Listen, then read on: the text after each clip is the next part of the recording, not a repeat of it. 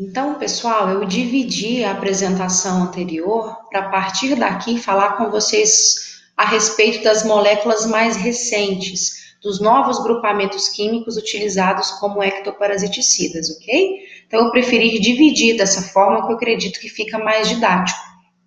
Então, eu vou retomar aqui a respeito das semicarzabonas, que falava aí no item anterior, principalmente da metaflumisona, uma molécula pertencente a esse grupo, que foi sintetizada para o controle de pulgas em gatos e pulgas e carrapatos em cães. A metaflumisona, a principal representante desse grupamento, ok? A metaflumisona, vocês podem encontrá-la como formulação única, né, o princípio ativo isolado, ou em associação com o amitraz. Então, ela é comercializada na forma de spot-on, para o controle de pulgas, né, em cães e gatos de forma geral. Hoje também utilizada no tratamento da escabiose canina. Quando ela vem associada, e essa associação mais comum é com o amitraz, já há indicação para o controle do carrapato, né, o ripcéfalos sanguíneos no cão, ok? Apesar de não haver a indicação explícita pelo fabricante, a associação da metformizona com a amitraz apresentou uma grande potencial, né, para o tratamento também do Demodex, da demodicose canina, e também com infecções concomitantes de alguns fungos saprófitos, né, como é o caso da malacésia. Certo? Então, a metformizona, pessoal, o mecanismo de ação dela é o bloqueio dos canais de sódio e voltagem dependentes dos insetos. A molécula vai impedir a entrada do sódio pelas membranas nervosas, o que resulta na falha do impulso nervoso do parasita. Então, o espectro de ação, como já foi dito, é o controle de pulgas em gatos e pulgas e carrapatos em cães, ok? Apresentação isolada ou em associações. A metformizona, de forma geral, pessoal, ela é muito bem tolerada, tem baixa absorção tanto oral quanto na aplicação tópica e apresenta baixa toxicidade, né? Não apresenta efeitos teratogênicos, né, e efeitos de oncogenicidade. Os estudos clínicos não demonstraram efeitos tóxicos em doses 5 vezes maiores do que a dose máxima recomendada em aplicações quinzenais, né? 7 vezes a aplicação quinzenal consecutiva, tá? Então, pouquíssimos efeitos adversos e efeitos tóxicos foram relacionados à aplicação dessa droga em cães, ok? Um outro grupamento agora, que está extremamente em alta, né? A grande sacada do mercado é o grupamento das isoxazolinas. É uma nova classe química que foi introduzida no mercado veterinário a partir de 2003.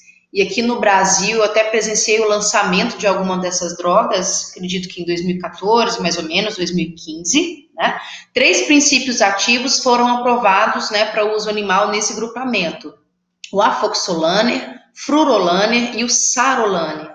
A grande sacada aí do mercado, pessoal, é que eles atuam como inseticida e acaricida de ação sistêmica, indicados para o tratamento das infestações por pulgas, por carrapatos em cães, tá, pessoal? Com efeito extremamente duradouro, que pode variar de 4 até 12 semanas. E aí a apresentação vem, ó, em forma de comprimidos palatáveis, né? Comprimidos mastigáveis para esses animais, ok? Em forma de petisco, né?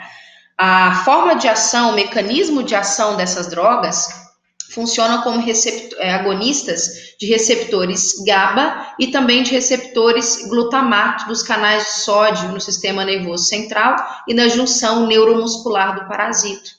O que vai acontecer uma hiperexcitação irreversível e, consequentemente, a morte do parasita, ok? Os bioensaios ainda não mostraram haver resistência cruzada das isoxazolinas entre elas e nem com outros agentes, tá, pessoal? Então, é uma classe de droga que é rapidamente absorvida, atinge uma concentração plasmática máxima em 24 horas, a eliminação é de forma lenta, bastante lenta, tá? Podendo o princípio ser concentrado em alguns tecidos, principalmente no fígado, na gordura, na musculatura e também nos rins, né? Não foram observados efeitos tóxicos ainda com sobredosagens até 5 vezes a dose recomendada em intervalos curtos, mais curtos do que o intervalo recomendado aí de 8 semanas, tá?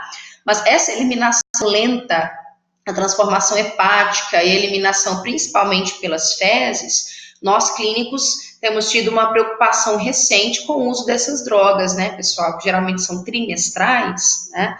Podem acontecer alguns efeitos importantes colaterais nos animais. Apesar de serem drogas recentes, haver poucos estudos clínicos, né, poucos ensaios ainda que nos comprovem os efeitos tóxicos desses grupamentos, ok? Então, muito bem, os registros são pequenos, né? Há casos raros de diarreia, de vômito, de inapetência transitória. Alguns relatos têm trazido para a gente algumas intercorrências, né, em sistema nervoso, de vias hepatobiliares e também a respeito de acuidade visual. Mas devemos aguardar aí mais estudos comprobatórios, ok? Outras moléculas, né? O grupo das oxadiazinas, aqui representados pelo indoxacarb, a molécula que representa esse grupamento, né? Pertence a esse grupo, é utilizado como pulicida, tanto de estágios adultos quanto de estágios imaturos, também em pequenos animais. Consegue prevenir as infestações por pulgas em cães e gatos. O mecanismo de ação, pessoal, é a atuação como antagonista nos canais de sódio e voltagem dependentes do parasito. Eles então vão bloquear os canais de sódio e regular o fluxo desse íon no sistema nervoso central dos insetos, o que vai ocorrer uma interrupção rápida na alimentação, na postura de ovos, né, acontecendo uma paralisia e morte do parasito, que pode acontecer de 4 até 48 horas depois da administração da droga. A postura de ovos geralmente acontece primeiro, né? E a interrupção da alimentação do parasito em até 4 horas após o tratamento, ok? Essa droga tem atividade contra estágios tanto adultos, né, em desenvolvimento, então funciona também para o controle ambiental dos estágios de desenvolvimento que se encontram no ambiente. É uma droga que permanece na pelagem e pela pele do animal, que pode ser ingerido por lambedura, né, principalmente em gatos, ok?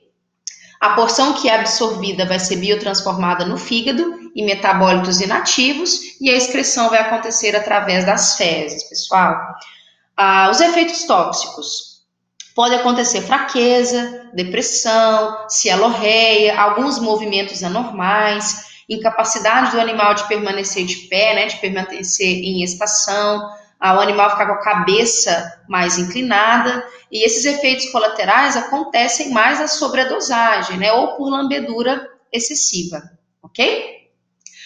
Outro grupamento aqui, então, são os neonicotinoides, aqui representados pela molécula do dinotefuran. É indicado também no controle de pulgas em cães e gatos, não age contra ácaros nem contra carrapatos, tá, pessoal? Eu tampei aqui o nome comercial dos grupamentos, são drogas, apesar de recentes, já estão disponíveis no mercado, são comuns, né? O indoxacarb, vocês podem encontrar com o nome de Activil, né? Do dinotefuran é o famoso Vectra, né? Pode vir sozinho, pode vir associado a outras drogas também, principalmente o amitraz, a alguns grupos piretroides, né? Esse aqui, então, o dinotefuran, ele é um agonista de receptores nicotínicos da acetilcolina, que não sofre ação também da acetilcolinesterase. Ele estabelece, então, uma ligação bem prolongada com o receptor. O que vai acontecer no parasito é uma hiperestimulação das terminações nervosas e morte, né, consequentemente.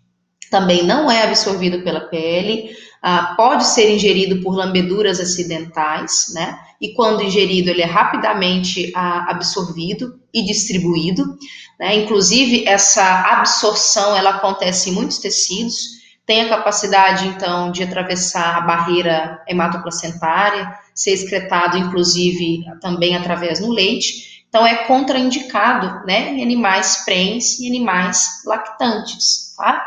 De certa forma, o princípio ativo muito seguro, mas em concentrações maiores do que as máximas recomendadas, pode provocar muita salivação, vômito, apatia